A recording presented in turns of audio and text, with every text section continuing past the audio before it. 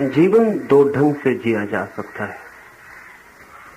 एक तो सृष्टि के क्रम के प्रतिकूल, विरोध में, बगावत में, विद्रोह में, और एक सृष्टि के क्रम के अनुसार सहज सरल प्रवाह में। एक तो जीवन की धारा के प्रतिकूल तैरा जा सकता है और एक धारा में बहा जा सकता है। संक्षिप्त में कहें तो ऐसा कह सकते हैं कि दो तरह के लोग हैं। एक जो जीवन में धारा से लड़ते हैं, उल्टे तैरते हैं, और एक वे जो धारा के साथ बहते हैं, धारा के साथ एक हो जाते हैं। सृष्टि क्रम के अनुसार दूसरे तरह का व्यक्ति जीता है। जीवन की धारा के साथ, जीवन से लड़ता हुआ नहीं, जीवन के साथ बहता हुआ। धार्मिक व्यक्ति का वही लक्षण है। अधार्मिक व्यक्ति का उसके प्रतिकूल लक्षण है। अधार्मिक व्यक्ति अगर कहता है कि ईश्वर नहीं है, तो इसलिए नहीं कि उसे पता चल गया है कि ईश्वर नहीं है। ईश्वर के न होने का पता तो किसी को भी नहीं चल सकता है। ईश्वर के न होने का पता तो तभी चल सकता है जबकि कुछ भी जानने को शेष न रह जाए। जब तक कुछ भी जानने को शेष है, तब तक कोई आदमी हकदार नहीं कि कहे कि ईश्वर नहीं है, क्योंकि जो शेष है उसमें ईश्वर हो सकता है। ईश्वर के न होने का पता इसलिए किसी को भी नहीं चल सकता है। लेकिन ढेर लोग हैं जो कहेंगे ईश्वर नहीं। बिना पता चले वे क्यों कहते होंगे कि ईश्वर नहीं है? असल में वे चाहते हैं कि ईश्वर न हो। ईश्वर न हो तो फिर जीवन के क्रम के साथ बहने की कोई जरूरत नहीं रह जाती। ईश्वर न हो तो फिर जीवन से लड़ा जा सकता है। ईश्वर हो तो जीवन से लड़ा नहीं जा सकता। ईश्वर हो तो जीवन के साथ एक ही हुआ जा सकता है। ईश्वर नहीं है ऐसा कोई अनुभव में किसी के कभी नहीं आता। लेकिन जो लोग जीवन से लड़ना चाहते हैं वो ईश्वर नहीं है ऐसा बिना माने लड़ नहीं सकते। इसलिए जीवन से लड़ने वाले सभी शास्त्र, जीवन से लड़ने वाले सभी वाद ईश्वर को इनकार करने से शुरू होते हैं। आश्चर्यजनक लगती है कभी ये बात कि मार्क्स या एंजल्स या लेनिन या स्टालिन या माओ, जो लोग जीवन से लड़ने की धारणा मन में लिए हुए हैं, उनको अपने वाद का प्रारंभ ईश्वर नहीं है इस बात से करना पड़ता है। असल में लड़ना हो तो ईश्वर को अस्वीकार कर देना जरूरी है। ईश्वर से लड़ा नहीं जा सकता। उससे तो सिर्फ प्रेम ही किया जा सकता है, उससे तो प्रार्थना ही की जा सकती है।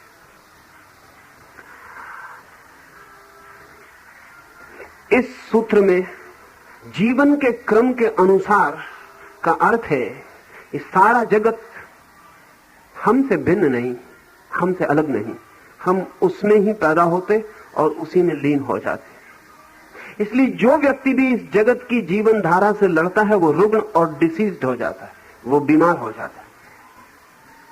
जो व्यक्ति भी परिपूर्ण स्वस्थ होना चाहता है उसे जीवन के क्रम के साथ बिल्कुल एक हो जाना चाहिए।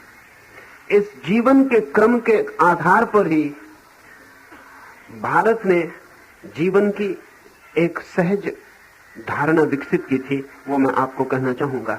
वर्ण के संबंध में मैंने कुछ आपसे कहा, आज आश्रम के संबंध में कुछ आपसे कहना चाहूंगा। तभी आप समझ सकेंगे सृष्टि के क्रम के अनुसार का मौलिक अर्थ क्या है और शास्त्र सम्मत कर्म करने का अर्थ क्या है। कृष्ण जब शास्त्र शब्द का प्रयोग करते हैं तो वो ठीक वैसे ही करते हैं जैसे आज हम साइंस, विज्ञान शब्द का प्रयोग करते हैं। अगर आप एलोपैथी चिकित्सक के पास जाते हैं तो हम कहेंगे आप विज्ञान सम्मत चिकित्सा करवा रहे हैं। और अगर आप किसी नीम हकीम से इलाज करवाने जाते हैं तो हम कहेंगे आप विज्ञान सम्मत चिकित्सा नहीं करवा रहे हैं। कृष्ण जब भी कहते हैं शास्त्र सम्मत, तो कृष्ण का अर्थ शास्त्र से यही है, शास्त्र का अर्थ भी गहरे में यही है। उस दिन तक जो भी जानी गई साइंस थी, उस दिन तक जो भी जाना गया विज्ञान था, उसके द्वारा जो सम्मत कर्म है, उस कर्म के ओर वे इशारा कर रहे हैं। और जितना विज्ञान हम आज जानते हैं वो एक अर्थों में आंशिक है, टोटल नहीं है, खंडित है। हम सिर्फ पदार्थ के संबंध में विज्ञान को जानते हैं, जीवन के संबंध में हमारे पास अभी कोई विज्ञान नहीं है। कृष्ण के सामने एक पूर्ण विज्ञान था, पदार्थ और जीवन को खंड खंड में बांटने वाला नहीं, अखंड इकाई में स्वीकार करने वाला। उस विज्ञान ने जीवन को 4 हिस्सों में बांट दिया था। जैसे व्यक्तियों को 4 टाइप प्रकार में बांट दिया था, ऐसे एक एक व्यक्ति की जिंदगी को 4 हिस्सों में बांट दिया था। वे हिस्से जीवन की धारा के साथ थे। पहले हिस्से को हम कहते थे ब्रह्मचर्य। 25 वर्ष, यदि 100 वर्ष आदमी की उम्र स्वीकार करें तो 25 वर्ष का काल ब्रह्मचर्य आश्रम का था। दूसरे 25 वर्ष गृहस्थ आश्रम के थे, तीसरे 25 वर्ष वानप्रस्थ आश्रम के थे और चौथे 25 वर्ष संन्यास आश्रम के थे। पहले 25 वर्ष जीवन प्रभात के हैं, जबकि ऊर्जा जगती है, शरीर सशक्त होता है, इंद्रियां बलशाली होती हैं, बुद्धि तेजस्वी होती है, जीवन उगता है सुबह।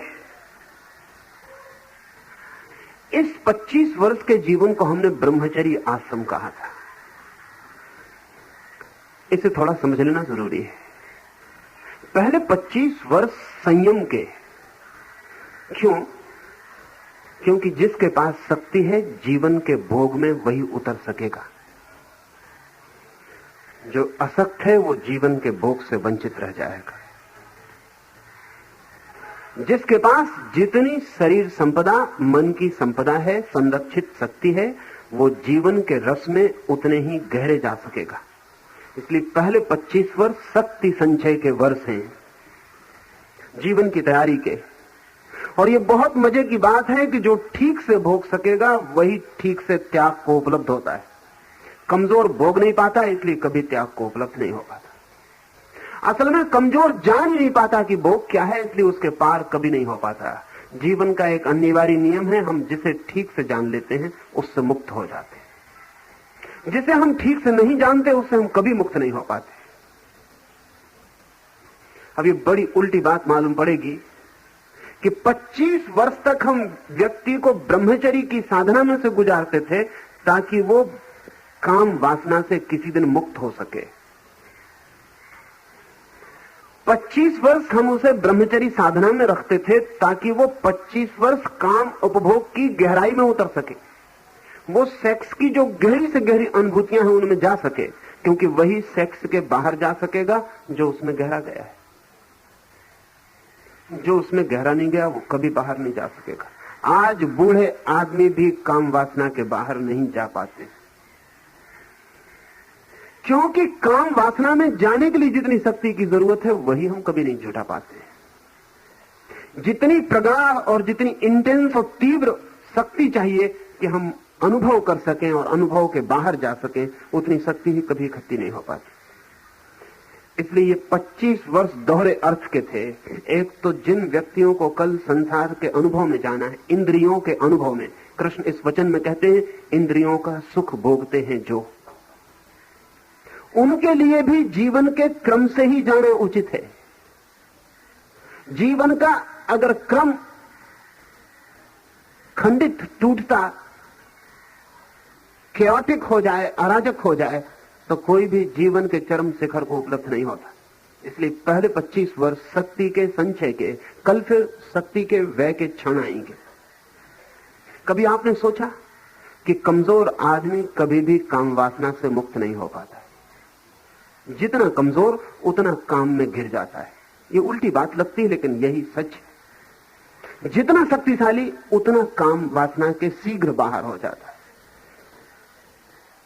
इसलिए जितने शक्तिशाली युग थे वो कामुक युग नहीं थे, और जितने कमजोर युग होते हैं उतने सेक्सुअल और कामुक युग होते हैं। काम वासना कमजोर करती है और कमजोरी काम वासना को बढ़ाती है। शक्ति काम वासना से मुक्त करती है और काम वासना से मुक्ति आती है तो शक्ति बढ़ती है। ये दोनों जुड़ी हुई बातें। कमजोर आदमी वासना के बाहर कभी नहीं जा पाता। असल में कमजोर आदमी वासना में ही नहीं जा पाता, सिर्फ वासना का चिंतन करता है। सेरिबेलर मानसिक हो जाता है उसका सारा काम। शक्ति न होने से मन में ही सोचता है। स्वस्थ युग काम वासना को कभी मन में नहीं ले जाते, अस्वस्थ युग काम वासना को मन में ले जाते। जितना युग अस्वस्थ होता है उतनी काम वासना काम के केंद्र से हटके मस्तिष्क के केंद्र पर गतिमान हो जाती। ये वैसा ही पागलपन है जैसे कोई आदमी पेट में भोजन न पचाए और मस्तिष्क में पचाने की सोचने लगे, जैसे कोई आदमी पैर से न चले और मस्तिष्क में सोचने की योजनाएं, कल्पनाएं और स्वप्न देखता रहे, विक्षिप्त हो जाएगा। मस्तिष्क से चला नहीं जा सकता, मस्तिष्क से सिर्फ सोचा जा सकता है, पैर से सोचा नहीं जा सकता, पैर से सिर्फ चला जा सकता है। मस्तिष्क अपना काम करे, पैर अपना काम करे, लेकिन अगर पैर कमजोर हो तो आदमी दौड़ने के सपने देखने लगता है। अगर पेट कमजोर हो तो आदमी भोजन की योजनाएं बनाने लगता है, भोजन नहीं करता। सेक्स कमजोर हो, सेक्स की ऊर्जा कमजोर हो तो आदमी सेक्स का चिंतन करने लगता है। 25 वर्ष, हमारे पहले 25 वर्ष हमने व्यक्ति के जीवन में शक्ति संचय के वर्ष निर्मित किए थे। जितनी शक्ति इकट्ठी करनी है कर लो, क्योंकि जितनी तुम्हारे पास शक्ति होगी उतने गहरे तुम इंद्रियों के अनुभव में जा सकोगे, और जितने गहरे जाओगे उतने इंद्रियों से मुक्त हो जाओगे। जब इंद्रियों के सब अनुभव जान लिए जाते हैं तो आदमी जानता है उनमें कुछ भी पाने योग्य नहीं, बात समाप्त हो जाती है। लेकिन हम इंद्रियों के अनुभव को ही उपलब्ध नहीं हो पाते, इसलिए पढ़ते रहते हैं शास्त्र में कि इंद्रियों में कुछ भी नहीं है, और सोचते रहते हैं कि इंद्रियों में ही सब कुछ है। सुनते रहते हैं इंद्रियां दुश्मन है, और मानते रहते हैं कि इंद्रियों के सिवाय और कुछ भी प्रीतिकर नहीं है। इंद्रियों के खिलाफ प्रवचन सुनते हैं, इंद्रियों के पक्ष में चित्र, फिल्म, उपन्यास, कविता देखते हैं। वही आदमी प्रवचन सुनता है इंद्रियों के विपरीत, सुखों के विपरीत, वही जाके नाटक देखता है, वही नृत्य देखता है, वही वेश्या के घर भी दिखाई पड़ता है। क्या बात क्या हो गई? जीवन के क्रम के साथ व्यक्ति नहीं है। जीवन का पहला क्रम है शक्ति संचय, और इसमें एक दूसरी बात और ख्याल में ले लेनी जरूरी है। इस ब्रह्मचर्य के 25 वर्ष के आश्रम में हमने एक दूसरी और अत्यधिक गहरी मनोवैज्ञानिक बात जोड़ी थी, जो आज नहीं कल जगत को वापस लौटा लेनी पड़ेगी, अन्यथा जगत का बचना असंभव है। और वो थी कि 25 वर्ष हार्डशिप के, कठिन श्रम का समय था। अब ये बड़े मजे की बात है कि जिस व्यक्ति का बचपन जितना ही श्रम का हो उसकी शेष जिंदगी उतने ही सुख की होती है, और जिसका बचपन जितना सुख का हो उसकी शेष जिंदगी उतने ही विषाद और दुख की होती है। बचपन में जो चटाई पर सोया, बचपन में जिसने रूखी सूखी रोटी खाई, बचपन में जिसने कुदाली चलाई, लकड़ी चीरी, गायें चराई, जिंदगी उसे जो भी देगी वो इससे सदा ज्यादा होगा। और तो सुख सदा तुलना में, कंपैरिजन में, जिंदगी जो भी देगी वो सदा इससे ज्यादा होगा। आज हम ठीक उल्टा पागलपन करते हैं। बाप को जो सुख नहीं है वो बेटे को मिल जाता, घर में जो सुख नहीं है वो हॉस्टल में, छात्रावास में मिल जाता। 25 वर्ष बीतते हैं बिल्कुल बिना श्रम के, बिना काम के, बिना हार्डशिप के, बिना स्ट्रगल के, और 25 साल के बाद जिंदगी में आता है संघर्ष, आता है श्रम, और फिर इसलिए जो भी मिलता है वो कोई भी तृप्त नहीं कर पाता। कंपैरेटिव जो भी मिलता है वो सब बेकार लगता है, जो भी मिलता है वो आशाओं से प्रतिकूल लगता है। 25 वर्ष का पहला आश्रम श्रम का, साधना का, संकल्प का आश्रम था। इसलिए जिंदगी जो भी देती थी, रूखी सूखी रोटी भी देती थी तो इतनी स्वादिष्ट थी जिसका कोई हिसाब नहीं। रोटी अब उतनी स्वादिष्ट नहीं है। सच बात, रोटी तो बहुत स्वादिष्ट है, लेकिन खाने वाला स्वाद लेने की कला भूल गया है। रोटी आज दुनिया में पहले से बहुत ज्यादा स्वादिष्ट है, लेकिन स्वाद लेने वाला पहले से बहुत कमजोर है। स्वाद लेने वाला बिल्कुल बीमार है। मकान दुनिया में आज जैसे हैं ऐसे कभी भी ना थे। सम्राटों को, अकबर को और अशोक को जो मकान नहीं थे, वह आज एक साधारण आदमी को भी मिल सकते, मिल गए। लेकिन आज मकानों में रहने का कोई सुख नहीं है, क्योंकि रहने वाले के पास सुख को तौलने का कोई मापदंड नहीं है, सुख को अनुभव करने की कोई क्षमता नहीं। 25 वर्ष ब्रह्मचर्य के कठिन श्रम के वर्ष थे। बाद की जिंदगी प्रतिपल पर कम श्रम की होती चली जाती थी। ये ठीक क्रम है। अधिक शक्ति जब है हाथ में तो अधिक श्रम कर लेना चाहिए। आज बच्चे कम श्रम कर रहे हैं और बूढ़े ज्यादा श्रम कर रहे हैं, ये बिल्कुल उल्टा क्रम है। बच्चों के पास शक्ति है, बूढ़ों की शक्ति छीन हो रही, लेकिन बूढ़े जुटे हैं बैलों की तरह और बच्चे आराम कर रहे हैं। फिर ये आराम करते बच्चे अगर यूनिवर्सिटीज में आग लगाएं, अगर ये आराम करते बच्चे पत्थर फेंकें, कांच फोड़े, तो कुछ आश्चर्य नहीं है, इनके पास काम नहीं है। ये बिल्कुल बेकाम है।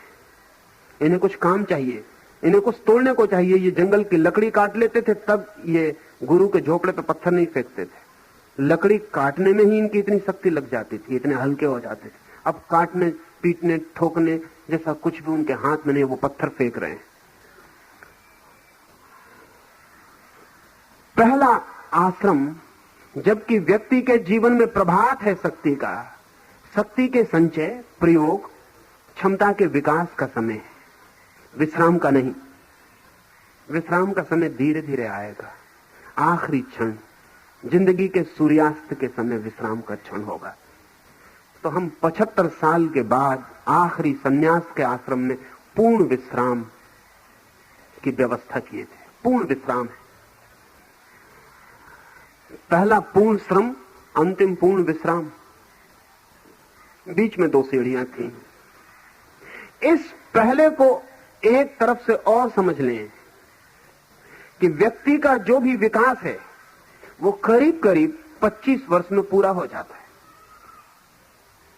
मनोवैज्ञानिक तो कहते हैं और जल्दी पूरा हो जाता है।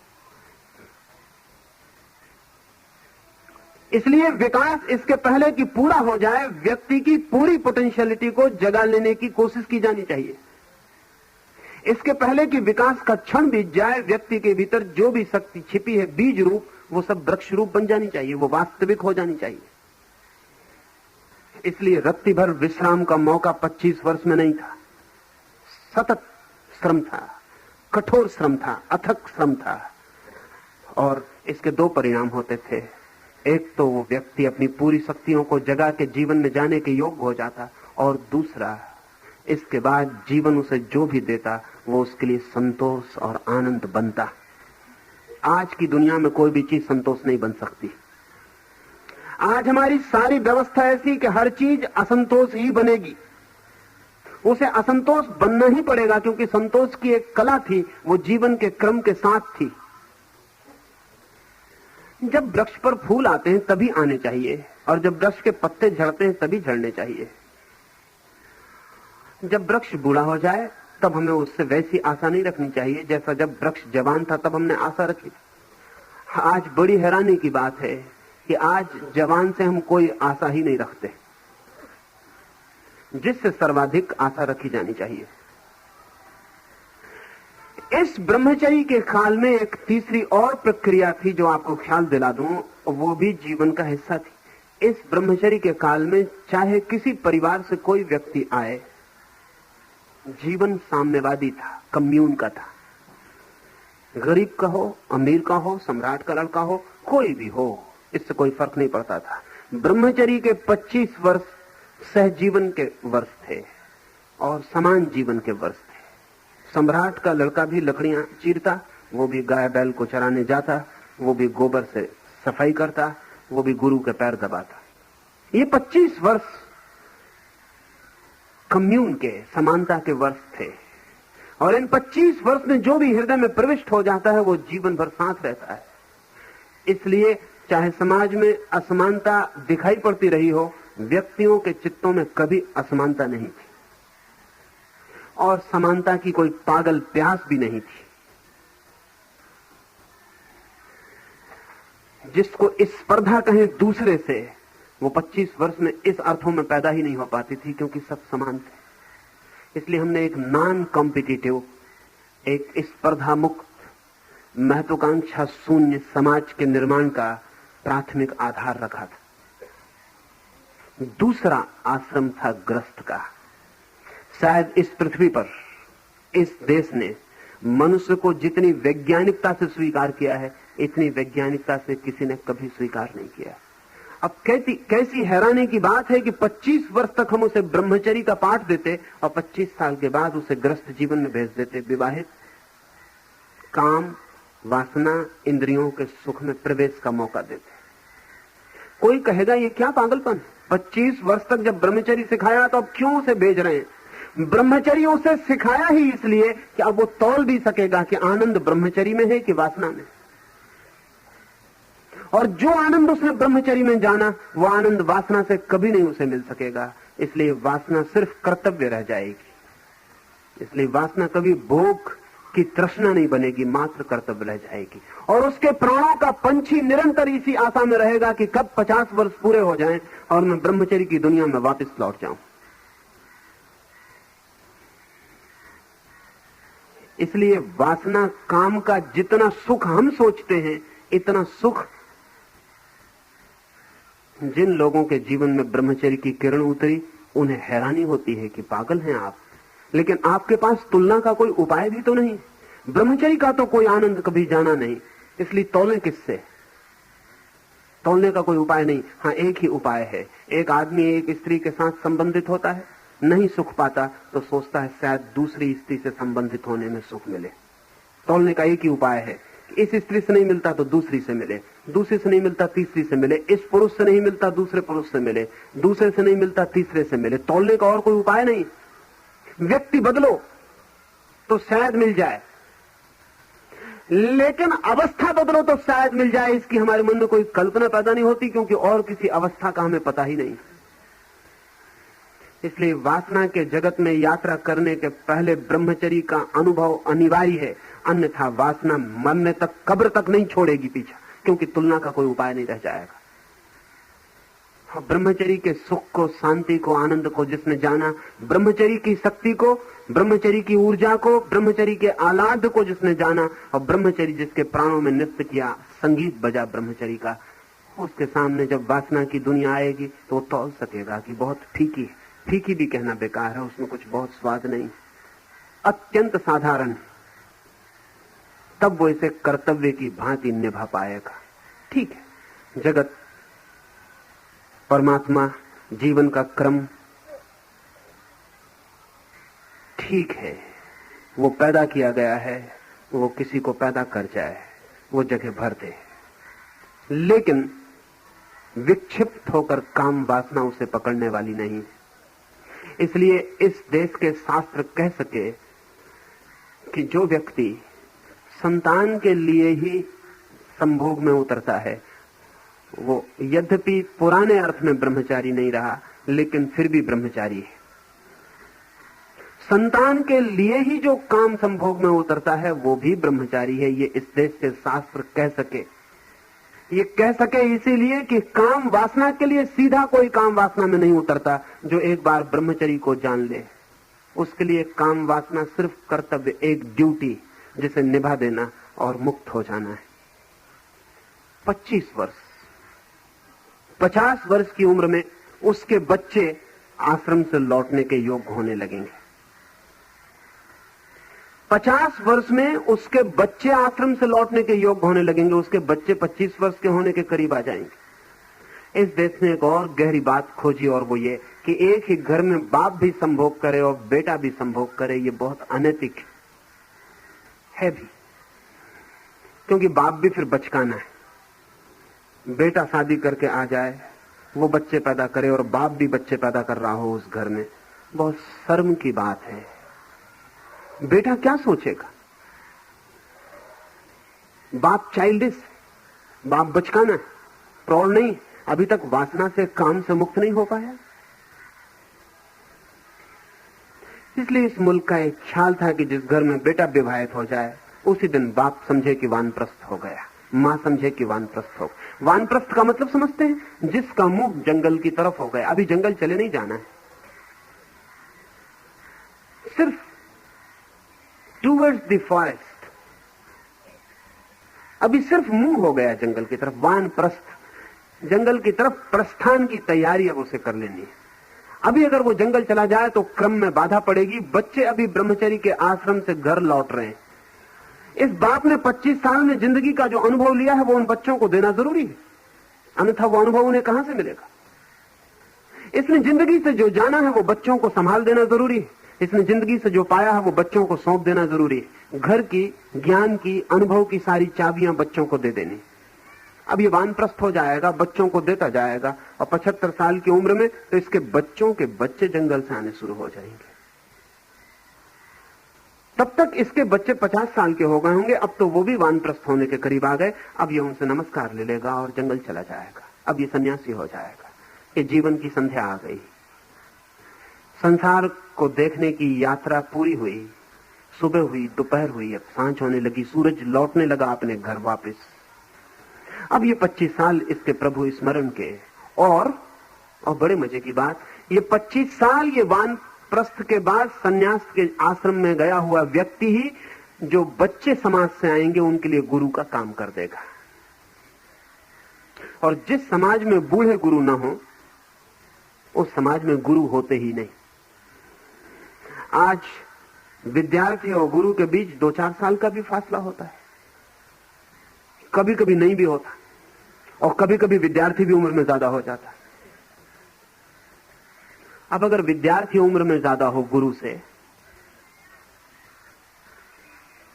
तो वे संबंध निर्मित नहीं हो सकते जो 75 साल जीवन की सारी अनुभूतियों को लिए गए आदमी के साथ छोटे बच्चों के हो सकते थे। जीवन का शिखर था वो आदमी, उसके रोए रोए में जीवन अपनी छाप छोड़ गया, उसकी श्वास श्वास में जीवन अपना अनुभव छोड़ गया, उसकी धड़कन धड़कन में जीवन सारी संपत्ति छोड़ गया, उसके चेहरे की झुर्री झुर्री में जीवन की प्रौढ़ता और जीवन का सब कुछ छिपा है।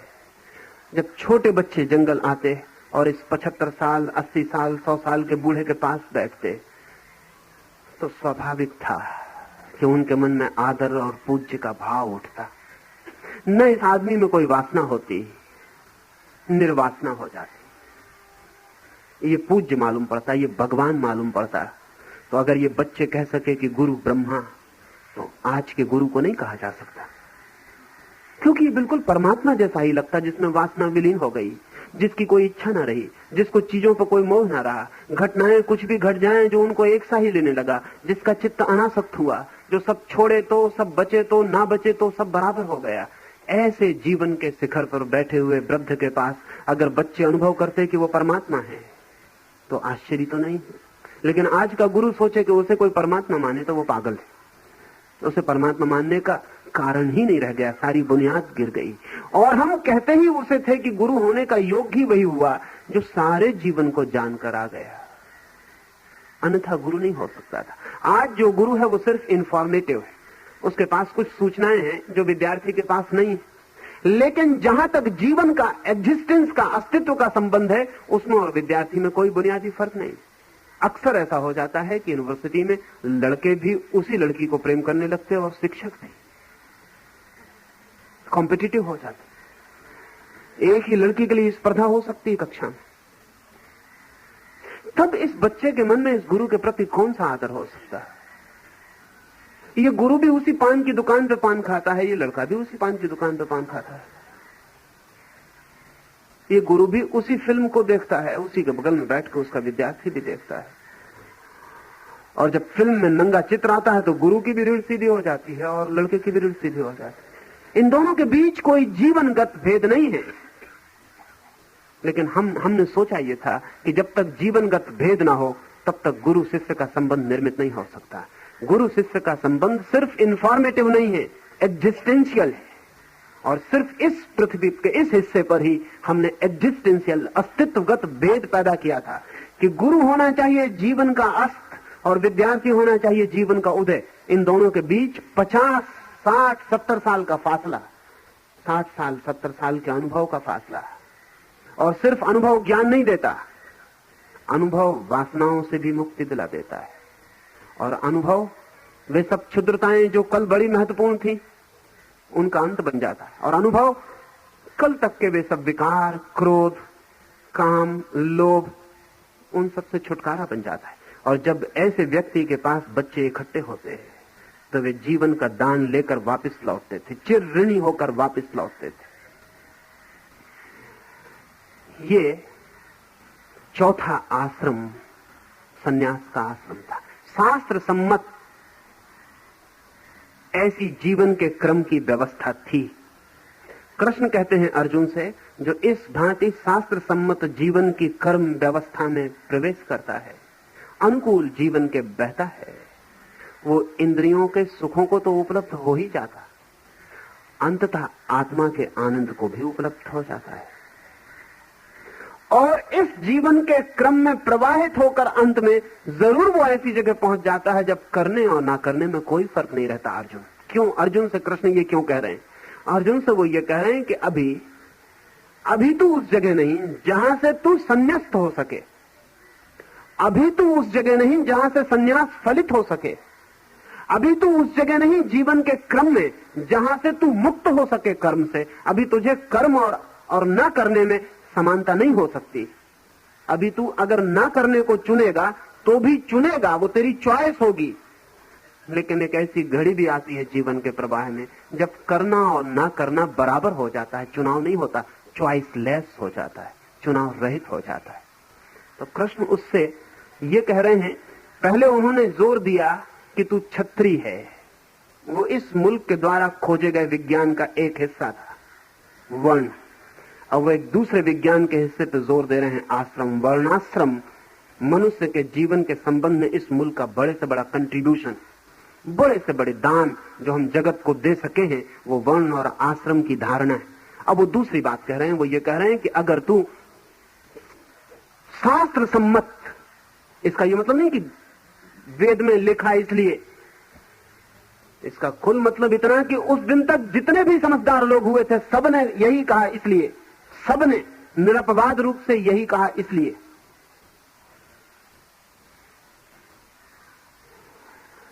जो भी जाना गया है वो इसकी सहमति देता है कि तू ऐसे जीवन के साथ बह, और एक दिन वो घड़ी आएगी जिस दिन करना और ना करना बराबर हो जाएगा, लेकिन उसे आने दे। उसके लिए दौड़ धूप मत कर, भाग के उसे नहीं पाया जा सकता, जिंदगी से बच के तू उसे नहीं ला सकता। जिंदगी में उतर गहरा और जिंदगी को ही तुझे पार निकल जाने दे, जिंदगी ही तुझे पार कर दे। पानी का एक नियम, और फिर हम दूसरा सूत्र लें। अगर कभी आप पानी में गिर गए हो और तैरना ना जानते हो, या तैरना जानते हो और कभी पानी में भंवर पड़ते हैं, उसमें आप फंस गए हो, तो कृष्ण के सूत्र को याद रखना, ये जीवन के भंवर का सूत्र नदी के भंवर में भी काम आता है। अगर नदी के भंवर में फंस गए हैं तो हम साधारणतः क्या करेंगे? लड़ेंगे भंवर से, लड़ेंगे कि डूबेंगे? लड़े कि डूबे? क्योंकि जितने जोर से भंवर से आप लड़ेंगे आपकी शक्ति कम होगी, भंवर की कम नहीं होगी, और जितनी आपकी कमजोर होगी शक्ति, भंवर की ताकत उतनी ही ज्यादा हो जाएगी, तुलनात्मक, रिलेटिवली। और थोड़ी देर में आप थक गए होंगे, भंवर अपनी ताकत में होगा, उतनी ही ताकत में जितना तब था जब लड़ाई शुरू हुई। फिर वो आप कमजोर आदमी को नीचे डुबा लेगा। इसलिए जो लोग तैरने का शास्त्र जानते हैं वो कहते हैं अगर भंवर में फंस जाओ तो लड़ना मत, अपनी तरफ से भंवर में डूब जाना, भंवर के साथ ही डूब जाना। भंवर के साथ खूबी यह है कि भंवर नदी के सतह पर बड़ा होता है और नीचे छोटा होता जाता है, उसके वर्तुल छोटे होते जाते हैं नीचे, उसका स्क्रू छोटा होता जाता है नीचे, ऊपर से निकलना बहुत मुश्किल है, नीचे वो इतना छोटा हो जाता है कि उसके भीतर रहना मुश्किल है, आप एकदम बाहर हो जाते हैं। और अगर लड़े तो बहुत मुश्किल है, अगर नहीं लड़े, उसके साथ डूब गए तो खुद भंवर ही आपको अपने बाहर कर देता है। जीवन का भंवर भी अगर हम उससे लड़े तो उलझ जाते हैं। कृष्ण कहते हैं तो जीवन के सृष्टि का जो क्रम है उसके साथ ही बह, जल्दी मत कर, जल्दी हो नहीं सकती, जल्दी मत कर, धैर्य से उसके साथ बह, अपने आप वो घड़ी आ जाती है जीवन के समस्त कर्मों को करते हुए अपने को कर्ता भर मत मान, और वो घड़ी आ जाती है जिस दिन करना और न करना, हार और जीत, जीवन और मृत्यु, सुख और दुख सब बराबर हो जाते।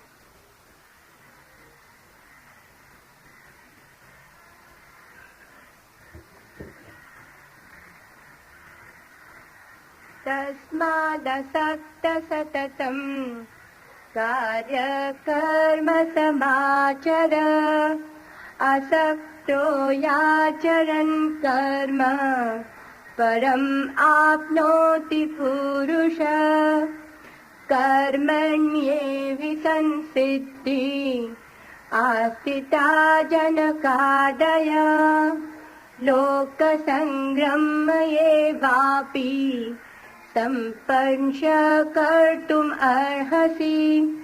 इससे तू अनासक्त हुआ, निरंतर कर्तव्य कर्म का अच्छी प्रकार आचरण कर, क्योंकि अनासक्त पुरुष कर्म करता हुआ परमात्मा को प्राप्त होता है। जनकादि ज्ञानी जन भी आसक्ति रहित कर्म द्वारा ही परम सिद्धि को प्राप्त हुए हैं। इसलिए तथा लोक संग्रह को देखता हुआ भी तू कर्म करने को ही योग्य है। अनासक्ति पूर्वक कृष्ण कह रहे हैं कि इस भांति तू कर्म से मत भाग, भागने की मत सोच। न तो वो संभव है न उपादेय। संभव भी यही है, उपादेय भी यही कि तू अनासक्त कर्म में प्रवृत्त हो। इस अनासक्त शब्द को थोड़ा समझें। साधारणतः हमारे जीवन में अनासक्त होने का कोई अनुभव नहीं होता, इसलिए शब्द बहुत विजातीय, फॉरेन है। ये हमारे अनुभव में कहीं होता नहीं, इसलिए इसे और भी ठीक से समझना पड़ेगा। हमारे अनुभव में दो शब्द आते हैं, आसक्त और विरक्त। अनासक्त कभी नहीं आता। या तो हम किसी चीज की तरफ आकर्षित होते हैं और या किसी चीज से विकर्षित होते हैं। या तो अट्रैक्ट होते हैं या रिपेल्ड होते हैं। सुंदर हुआ कुछ तो आकर्षित होते हैं, कुरूप हुआ कुछ तो विकर्षित होते हैं। सुंदर हुआ तो आसक्ति बनती है मन में पाने की, सुंदर नहीं हुआ तो विरक्ति बनती है मन में छोड़ने की। या तो हम दौड़ते हैं किसी चीज को पाने के लिए और या हम दौड़ते हैं किसी चीज से बचने के लिए। ये दो हमारे अनुभव हैं। या तो हम किसी चीज की तरफ जाते हैं या किसी चीज की तरफ से जाते हैं। बाकी अनासक्ति बड़ी और बात है, इन दोनों से अलग। अनासक्ति इन दोनों का मध्य बिंदु है, द मिडिल पॉइंट।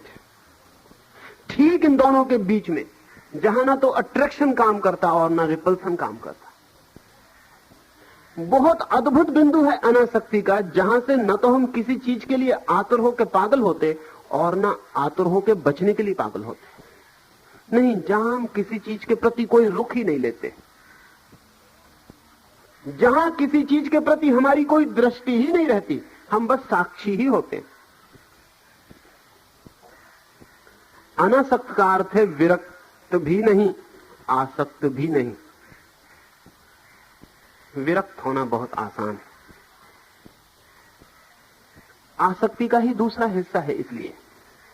और जिस चीज में भी हमारी आसक्ति होती है उसमें ही आज नहीं कल हमारी विरक्ति अपने आप हो जाती। आज एक मकान में बहुत आसक्ति है, कल वो मिल जाएगा, परसों उसमें रहेंगे, 10 दिन बाद भूल जाएगा।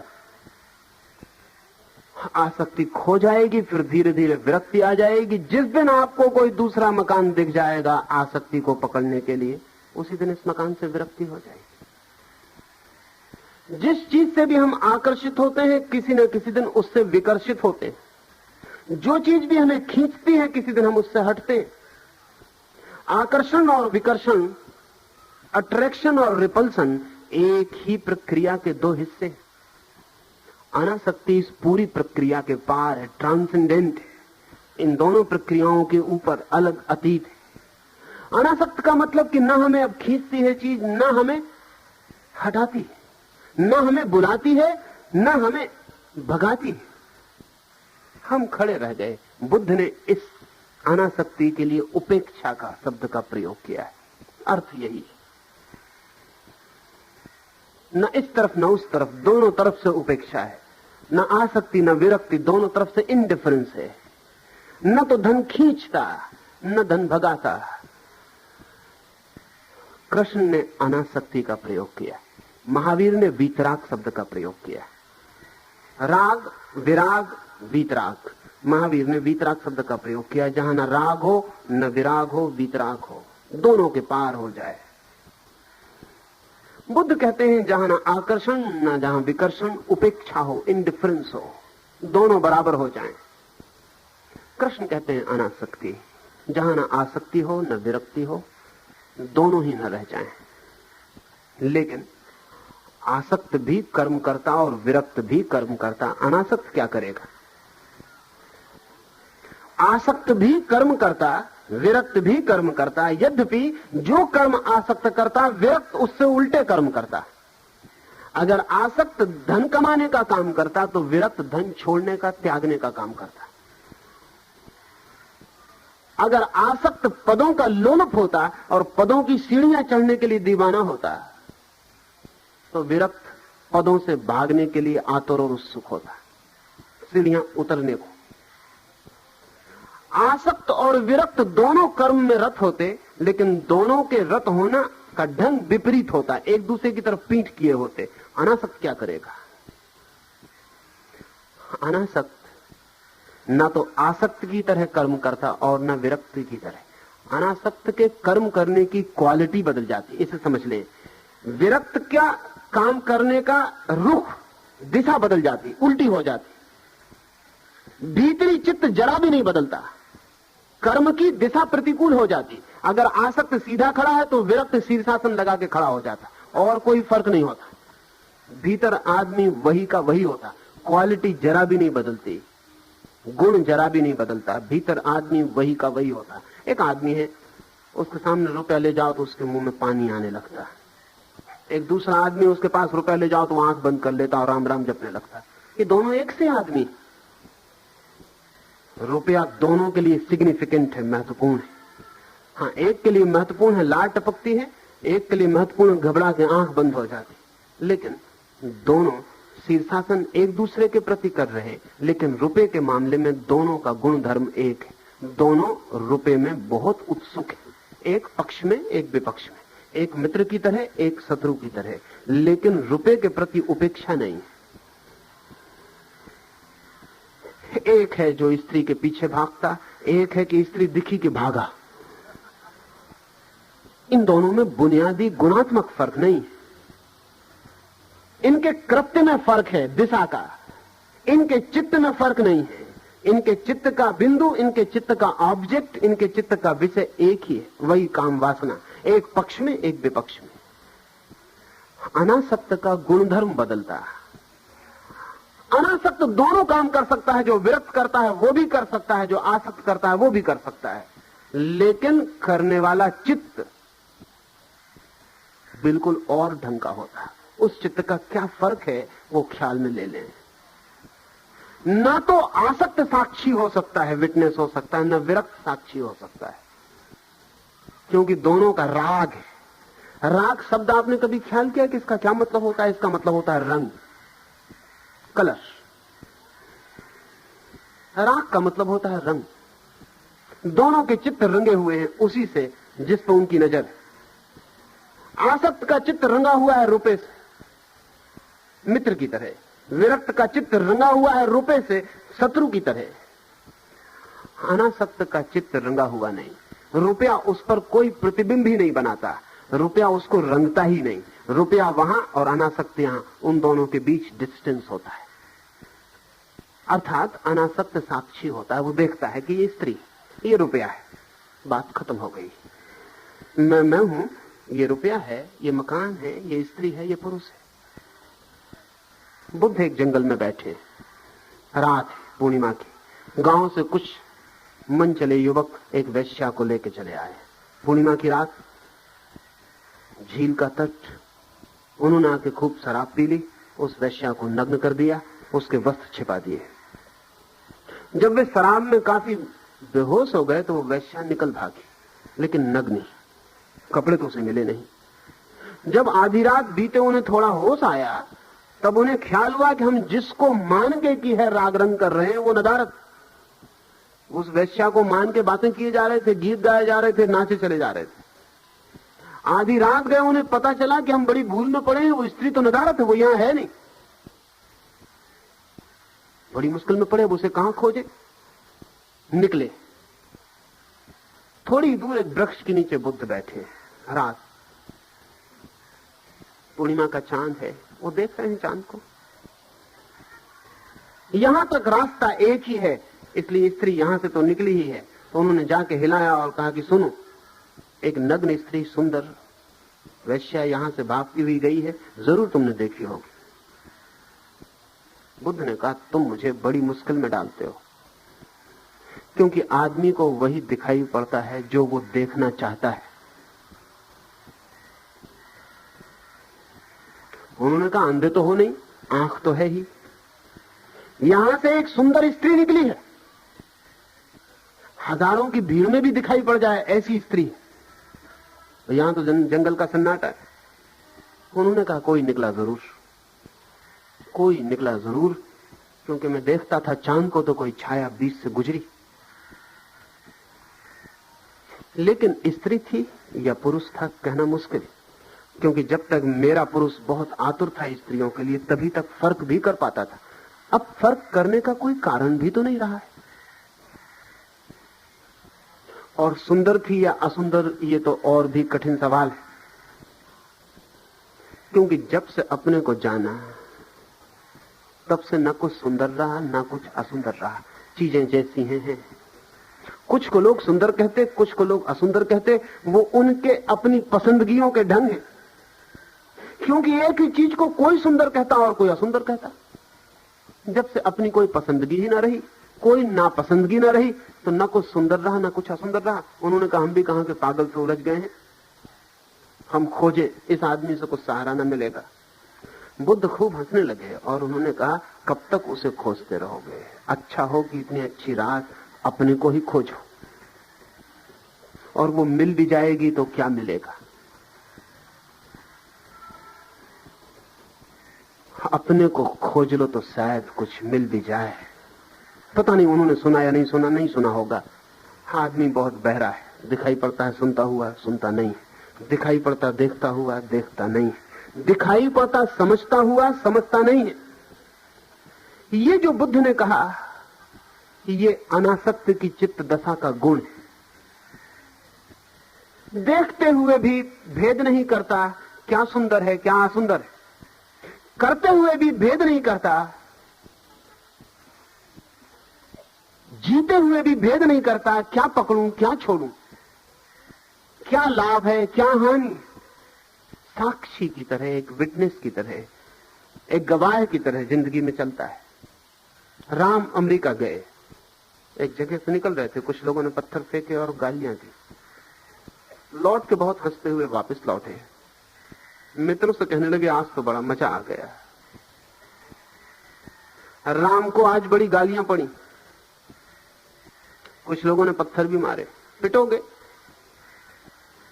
गालियां खाओगे। लोग कहने लगे, किसकी बात कर रहे हैं आप? तो उन्होंने कहा, इस राम की बात कर रहा हूं, इस राम की। अपनी छाती की तरफ हाथ करके कहा, इस राम की बात कर रहा हूं। आज इन पर काफी गालियां पड़ी, आज इन पर काफी पत्थर पड़े। लोगों ने कहा, आप पर ही पड़े ना?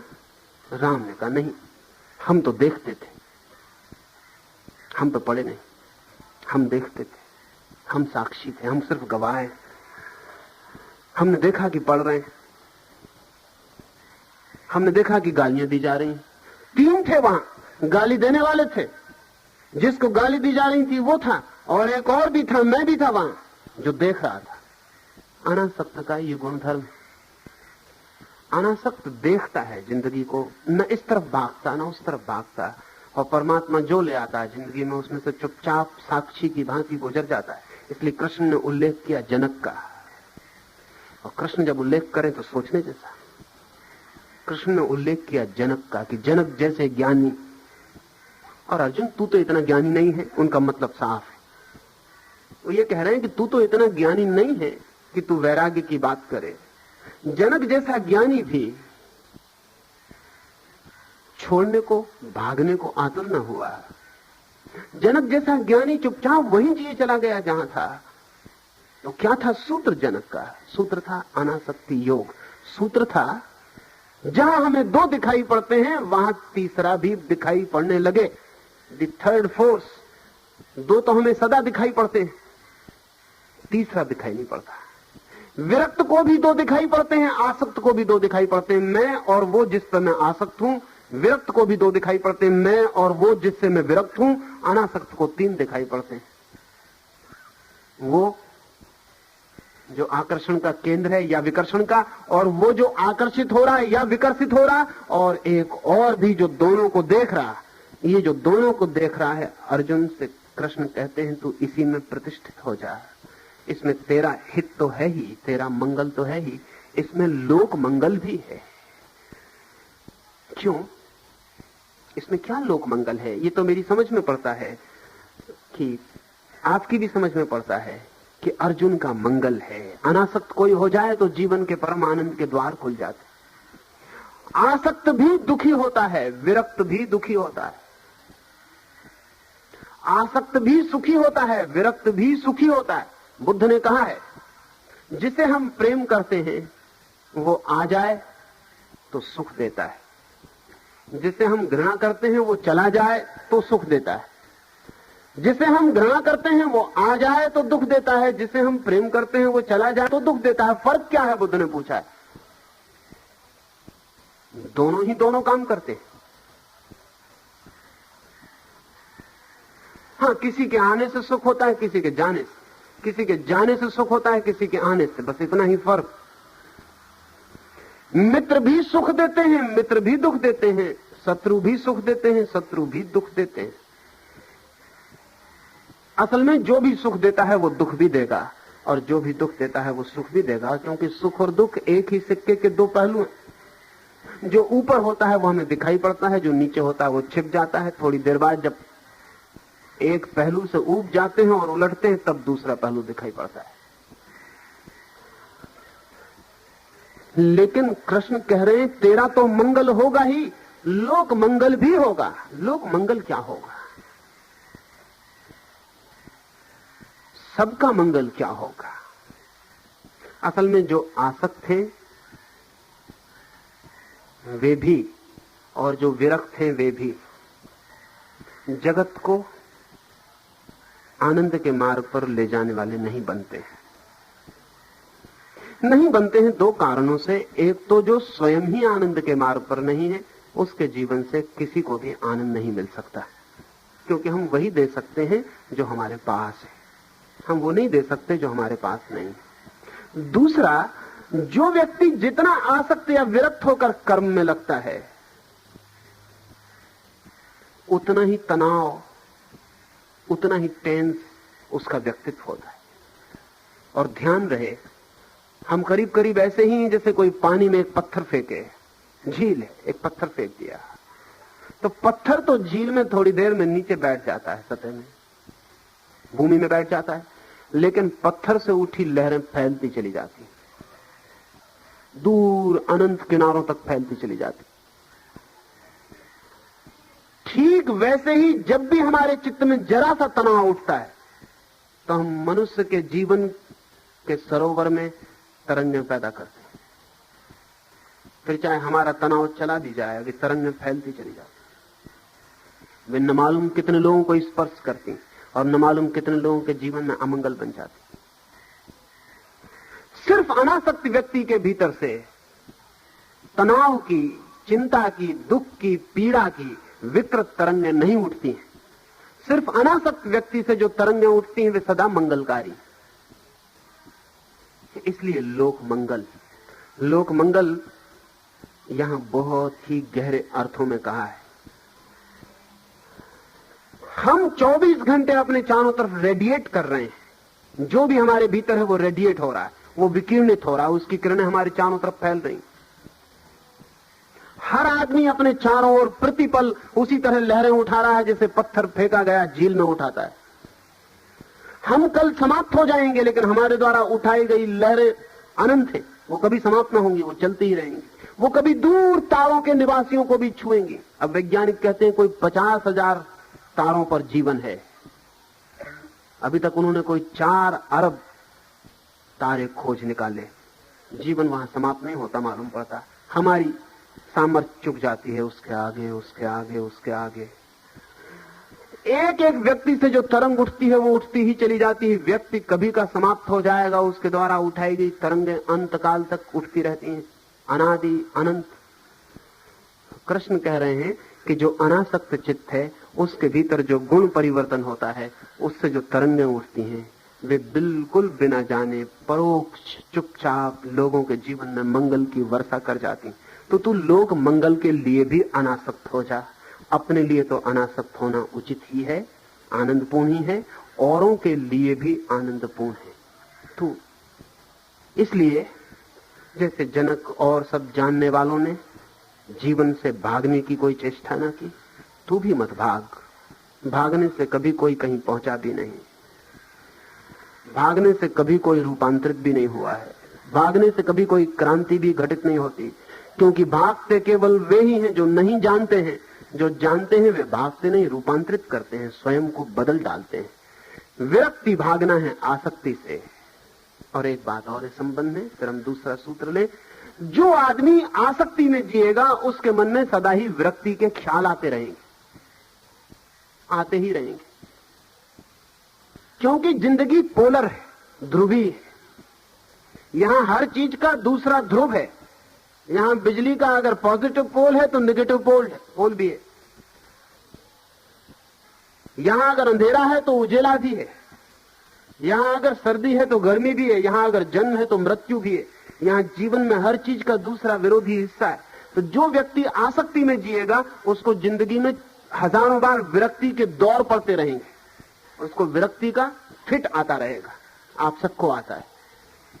कभी ऐसा लगता है सब बेकार, सब छोड़ दो, घड़ी भर बाद दौर चला जाता है, सब सार्थक, फिर सब में लग जाते हैं। जो लोग विरक्त हो जाते हैं उनको आसक्ति के दौर पड़ते रहते हैं, उनको भी पड़ते रहते हैं, उनको भी फिट आते हैं।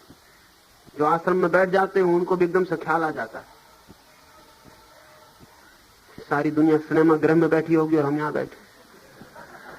जो मंदिर में बैठते हैं उनको भी ख्याल आ जाता है कि पड़ोसी दुकान पे पहुंच गया हो, हम यहां क्या कर रहे हैं। जो आसक्त है उसकी जिंदगी में विरक्ति बीच बीच में प्रवेश करती रहेगी। जो विरक्त है उसकी जिंदगी में आसक्ति बीच बीच में प्रवेश करती रहेगी। असल में जिस हिस्से को हमने दबाया और छोड़ा है वो असर्ट करता रहेगा, वो हमला करता रहेगा। वो कहेगा मैं भी हूं, मुझे भी थोड़ा ध्यान दो। लेकिन सिर्फ अनासक्त व्यक्ति ऐसा है जिसकी जिंदगी में दौरे नहीं पड़ते, क्योंकि न वहां विरक्ति है न वहां आसक्ति है। इसलिए दौरे पड़ने का कोई उपाय नहीं। दौरा विपरीत का पड़ता है, वहां अब कोई विपरीत ही नहीं है, नॉन पोलर है। अब इसको समझ लेना आप, अनासक्ति जो है नॉन पोलर है, अध्रुवीय है। इसलिए अनासक्त जो हुआ वो ध्रुवीय जगत के बाहर हो जाता है, जहां ऋण और धन चलता है, जहां स्त्री और पुरुष चलते हैं, जहां हानि और लाभ चलता है। वो जितने द्वंद्व हैं सब ध्रुवीय हैं, पोलर। जो व्यक्ति अनासक्त हुआ वो अद्वैत में प्रवेश कर जाता है, क्योंकि अनासक्ति नॉन पोलर है। ब्रह्म में केवल वे ही प्रवेश करते हैं जो अनासक्त हैं। जो आसक्त हैं या विरक्त हैं वे द्वैत में ही भटकते रहते हैं। असल में जिसने भी पक्ष लिया विपक्ष लिया वो पोलर में गया, वो ध्रुवी जगत में प्रवेश कर गया। वो ब्रह्म को कभी स्पर्श नहीं कर पाता है। ब्रह्म को वही स्पर्श करता है जो दो की जगह एक में उठता है। आसक्ति और अनासक्ति दोनों से उठना पड़े, और इस दोनों से उठने की जो स्थिति है वो कर्म में साक्षी बन जाना है। आचार्य जी, अनासक्त कर्म साधना है या सिद्धि का सहज प्रतिफलन है, इसे स्पष्ट करें। मनुष्य के पास जितने शब्द हैं वे सभी शब्द कुछ बताते हैं कुछ समझाते हैं और कुछ नासमझी भी पैदा कर देते हैं और कुछ उलझा भी देते हैं। जैसे एक रास्ता है, मंजिल तक पहुंचता है। जो आदमी रास्ते पर है वो एक अर्थ में मंजिल से जुड़ गया, क्योंकि रास्ता मंजिल से जुड़ा है। जो आदमी रास्ते पर एक कदम चला वो मंजिल पर भी एक कदम पहुंच गया। तो रास्ता मंजिल से जुड़ा है। लेकिन एक अर्थ में अभी मंजिल पर कहां पहुंचा? अभी तो सिर्फ रास्ते पर है, अभी तो बहुत चलना है। अगर 100 कदम मंजिल दूर है तो 99 कदम भी चल ले तो भी रास्ते पर ही है। अभी मंजिल पर कहां पहुंचा? अभी तो रास्ते पर ही, अभी मंजिल कहां आई? तो एक अर्थ में तो 99 कदम पर खड़ा हुआ आदमी भी रास्ते पर है, मंजिल पे नहीं है। और एक अर्थ में पहले कदम पर खड़ा हुआ आदमी भी मंजिल पर है, क्योंकि एक कदम तो मंजिल पा ही ली, एक कदम तो कम हुआ। तो साधना और सिद्धि रास्ते और मंजिल की तरह है। अनासक्ति दोनों है। जब आप शुरू करेंगे तब वो साधना है, और जब पूर्ण होगी तब वो सिद्धि है। जब आप शुरू करेंगे, पहला कदम रखेंगे, तब तो साधना ही है, तब तो साधना ही रहेगी। वो चूकेंगे, भूलेंगे, भटकेंगे, गिरेंगे, कभी चित्त विरक्त हो जाएगा, कभी आसक्त हो जाएगा, फिर समझेंगे, फिर पहचानेंगे कि ये तो विरक्ति हो गई, ये तो आसक्ति हो गई। और ध्यान रहे, आसक्ति उतना धोखा ना देगी अनासक्ति का जितना विरक्ति देती, क्योंकि विरक्ति में ऐसा लगता है ये तो अनासक्ति हो गई। विरक्ति जल्दी धोखा देती है, आसक्ति तो इतना धोखा नहीं देती, क्योंकि आसक्ति हमारा अनुभव है, विरक्ति अपरिचित है। तो अनेक लोग वैराग्य को ही अनासक्त भाव समझ लेते हैं। धोखे पड़ेंगे, भूल होगी, कई दफे लगेंगे कि पहुंचे पहुंचे और एकदम फिसल जाएंगे और पाएंगे कि वहीं खड़े हैं, पोलरिटी में वापस आ गए, ध्रुव में वापस गिर गए। अनासक्ति का पहला कदम तो साधना ही बनेगा। साधना का मतलब अभी आश्वस्त नहीं हुए कि पहुंच गए, चल रहे, लेकिन चलना ही तो पहुंचने के लिए पहला चरण है। जो चलेगा नहीं वो तो पहुंचेगा ही नहीं, चलना तो पड़ेगा ही। लेकिन चलना ही पहुंच जाना नहीं है, ये भी ख्याल रख लेना जरूरी है। जिस दिन चलने का अंत होगा उस दिन पहुंचना होगा। अब इसमें बड़ी उल्टी बातें कह रहा हूं मैं। जो चलेगा वही पहुंच सकता है, जो चलता ही रहेगा वो कभी नहीं पहुंचेगा। जो नहीं चलेगा वो कभी नहीं पहुंचेगा, और जो नहीं चलने में पहुंच जाता है वही पहुंच गया है। लेकिन ये बिल्कुल अलग अलग तल पर बात है, लेवल्स अलग है। नीचे खड़ा है एक आदमी सीढ़ियों के, वो भी खड़ा है।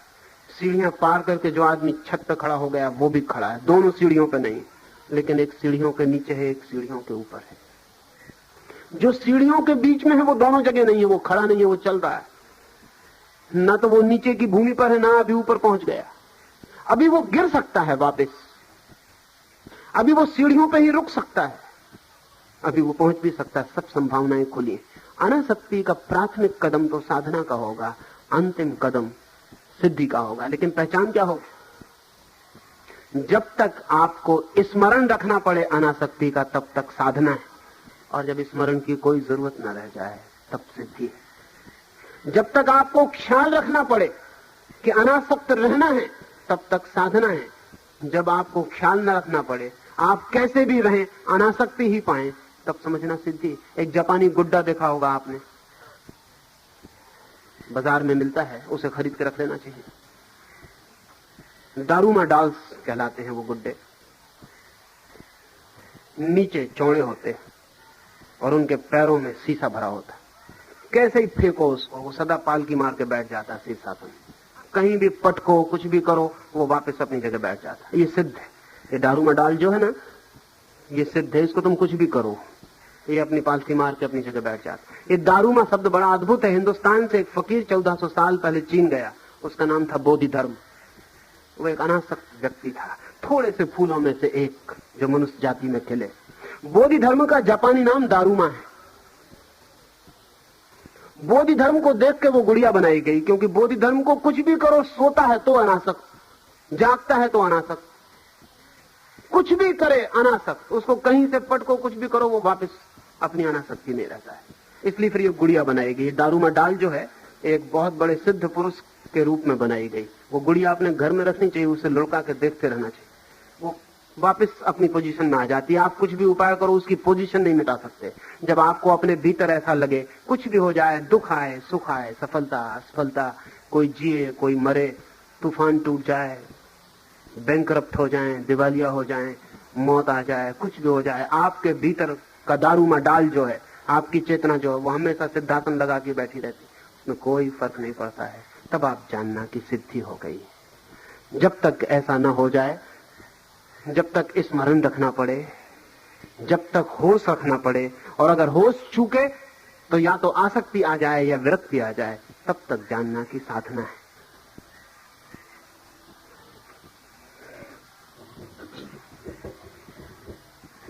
यद्यदाचरति श्रेष्ठ तत्तदेव तरो जना स यत्प्रमाणं कुरुते लोकस्तदनुवर्तते।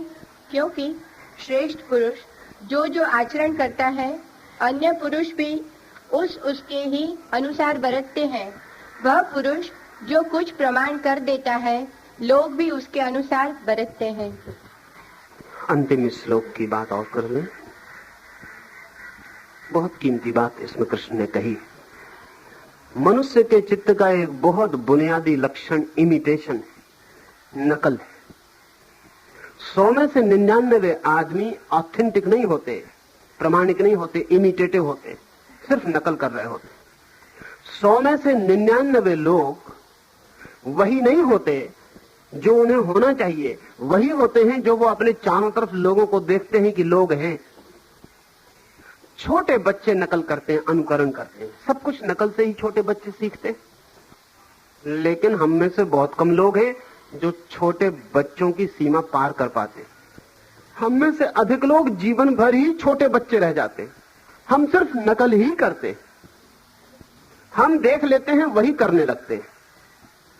अगर आज से हम 1000 साल पहले भारत के गांव में जाते तो बच्चे ओंकार की ध्वनि करते मिलते। ऐसा नहीं कि बच्चे कोई बहुत पवित्र थे। अभी उसी गांव में जाएं, बच्चे फिल्मी गाना गाते मिलते हैं। ऐसा नहीं कि बच्चे अपवित्र हो गए, नहीं, बच्चे तो वही करते हैं जो चारों तरफ हो रहा है। जो बच्चे ओंकार की ध्वनि कर रहे थे वे कोई बहुत पवित्र थे ऐसा नहीं है, लेकिन ओंकार की ध्वनि से पवित्रता के आने का द्वार खुलता था। और जो बच्चे फिल्म का गीत गा रहे हैं वो कोई अपवित्र हैं ऐसा नहीं है, लेकिन फिल्म के गीत से पवित्रता का द्वार बंद होता है। लेकिन वो तो इमिटेट कर रहे हैं। बच्चों की तो बात छोड़ दें, हम जानते हैं कि बच्चे तो नकल करेंगे, लेकिन कभी आपने सोचा कि आप इस उम्र तक भी नकल ही किए जा रहे हैं? हम कपड़े वैसे पहन लेते हैं जैसा दूसरे लोग पहने,